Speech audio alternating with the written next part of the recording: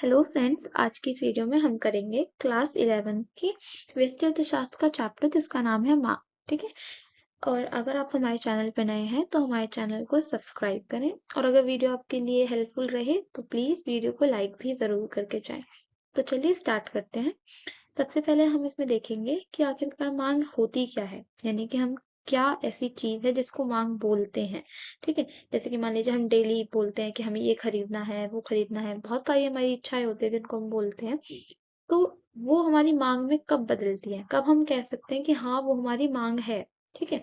तो मांग हम केवल उसी वस्तु को कहेंगे जब कोई उपभोक्ता किसी भी वस्तु की जो भी मार्केट में प्राइस चल रहा है उस प्राइस पर अपनी इच्छाओं को, अपनी रुचियों को देखते हुए उसे खरीदने के लिए क्या हो, सक्षम हो।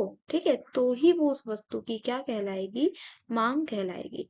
देखिए थोड़े और इजी वर्ड में इस बात को समझते हैं हम कि जब भी कोई उपभोक्ता यानी कि जो भी उस वस्तु को खरीदने वाला है, ठीक है, वो क्या करता हो, उसे उस वस्तु की क्या हो, जरूरत भी हो, इच्छा भी हो और साथ ही साथ उसके पास उतना पैसा भी होना चाहिए, उतना वो सक्षम भी होना चाहिए कि वो उस वस्तु को खरीद पाए। तो ही वो उस वस्तु की क्या कहलाती है, मांग कहलाती है। ठीक है। अब देखिए नेक्स्ट आगे कि मांग जो होती है वो हमारी दो तरीके की होती है। सबसे पहले आती है हमारी व्यक्तिगत मांग। व्यक्तिगत मांग कौन सी होती है कि बाजार में कोई भी वस्तु है जो, ठीक है, मान लीजिए मैं बाजार में बात कर रही हूँ चाय की। ठीक है। चाय जो है उसकी जो वस्तु, चाय की जो भी मांग है बाजार में, ठीक है, वो किसी एक व्यक्ति यानी कि एक इंसान उसकी कितनी मांग कर रहा है वो क्या कहलाएगी, उस वस्तु की व्यक्तिगत मांग कहलाएगी। ठीक है। और अगर मैं बाजार में बात करूं, बाजार में जितने भी हमारे जो उपभोक्ता हैं, ठीक है, यानी कि जितने भी उस वस्तु के क्या हैं, उपभोक्ता हैं, अगर वो उस वस्तु की मिलकर के मांग कर रहे हैं, ठीक है, यानी कि बाजार में अगर हम देखेंगे जितने भी क्रेता हैं, क्रेता मतलब जो उस वस्तु को खरीद रहे हैं, वो लोग जितनी भी मिलकर के सबके सब मिलकर जितनी भी डिमांड कर रहे हैं चाहे कि वो उस वस्तु की क्या कहलाएगी, बाजार मांग कहलाएगी। ठीक है। यानी कि जो व्यक्तिगत मांग होती है वो क्या बताएगी हमें, किसी एक व्यक्ति द्वारा, ठीक है, कि एक व्यक्ति उस वस्तु की कितनी मांग कर रहा है। और जो बाजार मांग होती है वो हमें बताएगी बाजार में जितने भी उस वस्तु के क्रेता हैं उन सबकी मांग को मिला करके बताएगी हमें कौन, बाजार मांग। ठीक है। तो आपको इतना तो समझ आया होगा कि व्यक्तिगत मांग और बाजार मांग क्या होती है। व्यक्तिगत मांग जो एक व्यक्ति द्वारा की जा रही है और बाजार मांग मतलब एक वस्तु के जितने भी बाजार में क्रेता है यानी जितने भी लोग उसे खरीद रहे हैं उन सबकी टोटल मांग को मिला करके क्या कहलाएगी, हमारी बाजार मांग। और जो हमारी मांग होती है वो कब होगी, जब हमें वस्तु की इच्छा भी हो, हमें जरूरत भी हो वस्तु को खरीदने की और हम उसे खरीदने में सक्षम भी हो, तो ही क्या कहलाएगी, वो हमारी मांग कहलाएगी।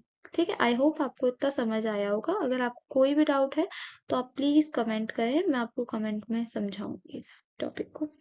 चलिए अब आगे बढ़ते हैं, आगे देखते हैं आगे हमारा क्या है। नेक्स्ट टॉपिक है हमारा कि मांग के कुछ निर्धारक तत्व होते हैं। निर्धारक तत्व का मतलब क्या है कि ऐसी बहुत सारी चीजें होती हैं जो मांग को बढ़ाती हैं या घटाती हैं। ठीक है। तो उन सब के बारे में पढ़ेंगे। निर्धारक तत्व मतलब जिससे, जो भी चीज ऐसी है जिससे मांग या तो बढ़ जाएगी या फिर मांग घट जाएगी। तो उसके अंदर हमारे देखिए 5 टॉपिक आता है। सबसे पहला आता है हमारा वस्तु की कीमत। ठीक है। जो भी हमें वस्तु खरीदनी है सबसे पहला तो उस पे इफेक्ट उसकी कीमत का ही पड़ता है। ठीक है। अभी एक एक को हम अच्छे से एक्सप्लेन करके भी समझेंगे, अभी आप सिर्फ इनका नाम ध्यान रखें। ठीक है। सेकंड पॉइंट है इसका आय।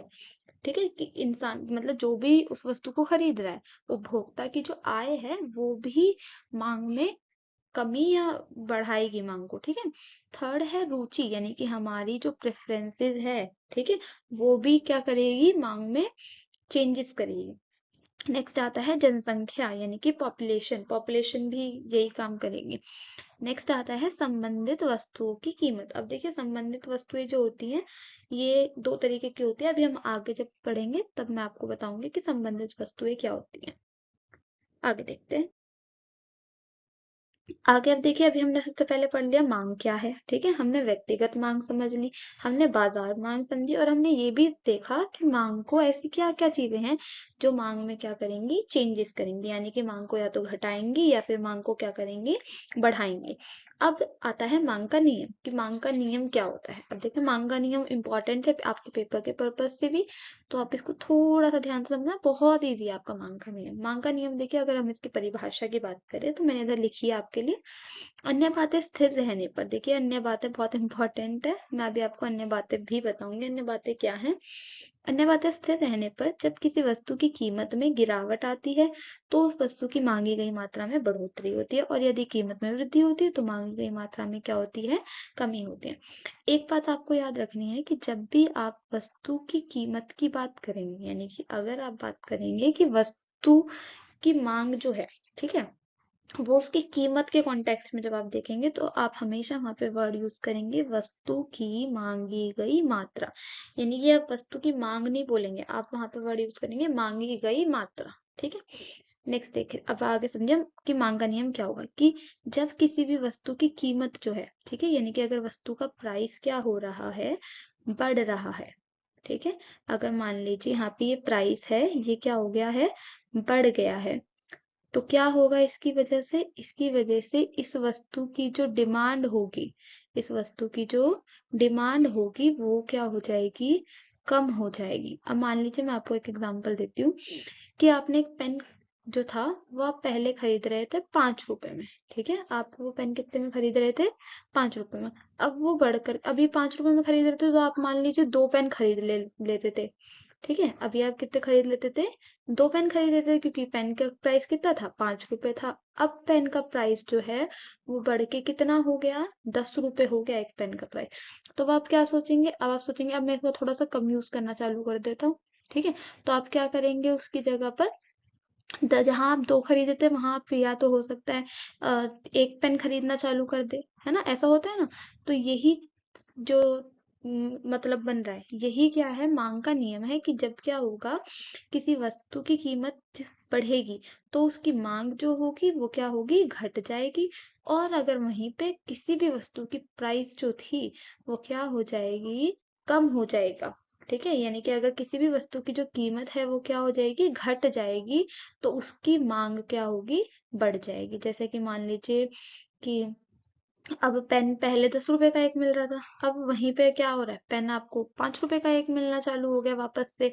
तो उस वजह से क्या होगा, आप उस पेन की जो मांगी गई मात्रा है उसको बढ़ा देंगे, आप उस पेन को क्या करोगे, ज्यादा खरीदोगे, क्योंकि आप पहले 10 रुपए में एक खरीदे थे, अब 10 रुपए में 2 मिल रहे हैं। यही क्या कहलाएगा, मांग का नियम। अब देखिए, मांग का नियम जो है ये क्या बताता है, मांग का नियम कीमत और मांगी गई मात्रा में विपरीत संबंध को दर्शाता है। देखिए, अभी हमने ऊपर देखा कि क्या हो रहा है, कि जब प्राइस क्या हो रहा है, बढ़ रहा है, तो मांग क्या हो रही है, वस्तु की कम हो रही है, ठीक है, मांगी गई मात्रा उसकी क्या हो गई है, कम हो गई है। और वहीं पे अगर प्राइस कम हो रहा है, ठीक है, तो मांग क्या हो रही है, वस्तु की बढ़ रही है, ठीक है। आपको इतना समझ आया? अब आगे देखते हैं, नेक्स्ट स्लाइड में हमारा क्या है।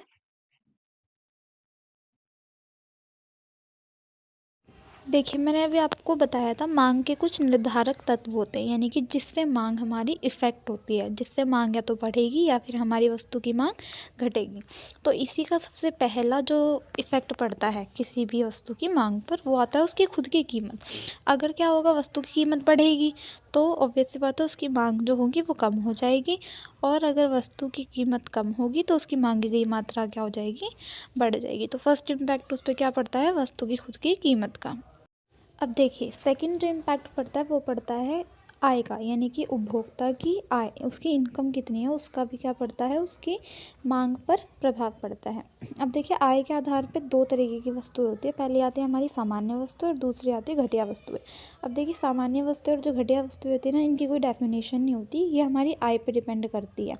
जैसे कि मान लीजिए आज आप क्या कर रहे हैं, आज आप 50 रुपये केजी वाले चावल कंज्यूम कर रहे हैं, 50 रुपये केजी वाले आप चावल खा रहे हैं, और आपकी इनकम जो है वो 10,000 रुपीज़ है। अब क्या हो गया, अगर आपकी इनकम 10,000 से 15,000 रुपये हो गई तो आप अपनी चीज़ों में अपना जो लाइफस्टाइल है उसमें थोड़ा चेंज करेंगे। तो अब आप क्या कर देंगे, आप 70 रुपये किलो वाले चावल खाना चालू कर देंगे।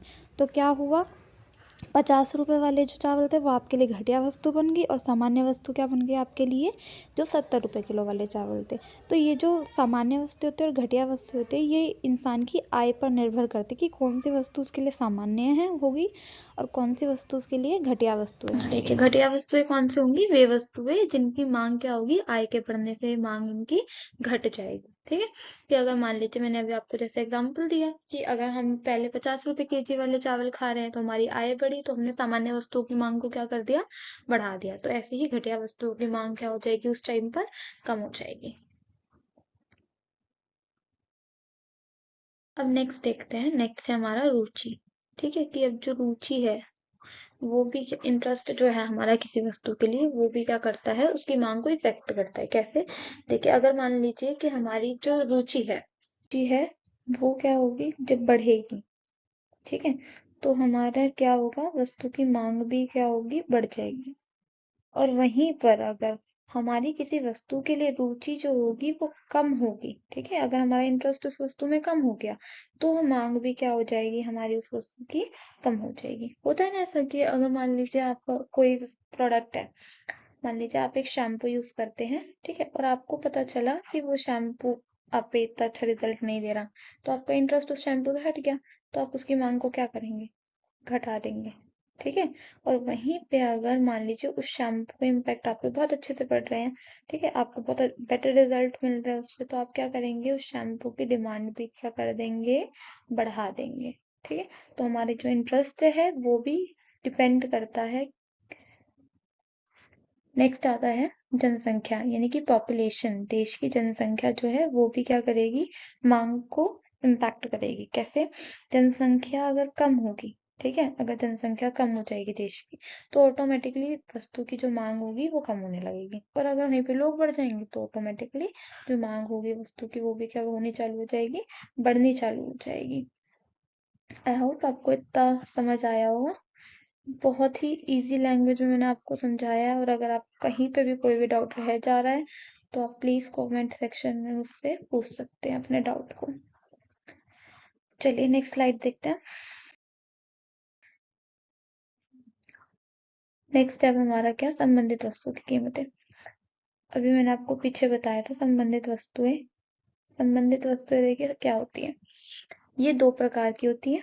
ठीक है, संबंधित वस्तुएं दो प्रकार की, जैसे कि हमने अभी आय में पढ़ा था, आय में भी वस्तुएं दो प्रकार की होती है, ऐसी संबंधित वस्तु भी दो प्रकार की होती है। पहली आती है प्रतिस्थापक, दूसरी आती है पूरक वस्तुएं।